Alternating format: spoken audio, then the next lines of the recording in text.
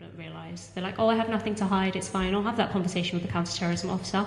I'll let that officer speak to my child and question him for 30 minutes alone, because my child didn't say anything and didn't do anything, and that starts a cascade and opens the door for everything else to happen. So the first mode and the best mode of support is just for people to appreciate that you don't have to engage with them, you don't have to deal with them.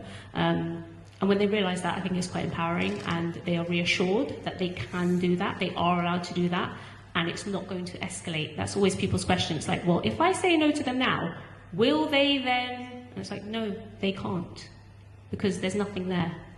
And we had actually one mum who, she called and she was quite terrified because her son was going through this situation where they kept on sending letters and they were trying to contact.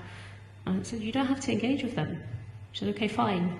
And so they knocked on her door, 2 officers, and she opened the bathroom window. I love that it was a bathroom window. It wasn't like any other window in the house. She opened the bathroom window and she said, how can I help? And they, oh, we want to have a chat. She said, can you put your concerns in writing, please, and email it to me? And they were like, what do you mean? And she said, yeah, put it in writing, email it to me, and I'll get back to you. She closed the door. She closed the window, sorry, and they never contacted her. Because they're never going to put those concerns, as stupid as they are, in writing. And this is one of the first things they do. They will try not to formalise things. They will always want to have a chat. They will always want to try and doorstep you. And unfortunately, when they get social services involved, etc., they do the same thing. Again, with social services, right? Very scary for parents to think, oh my God, social services is not now prevent, voluntary, this is social services. Social services isn't voluntary. Well, yeah, it is, because they also have to meet a threshold. Okay, so most of the social services interventions, people don't appreciate, it's Section 17 it's called. They are voluntary assessments. You do not have to engage with them. If you want to, that's fine. If you think your child could do some support, and sometimes parents do think their child could do support in other areas, you can engage them.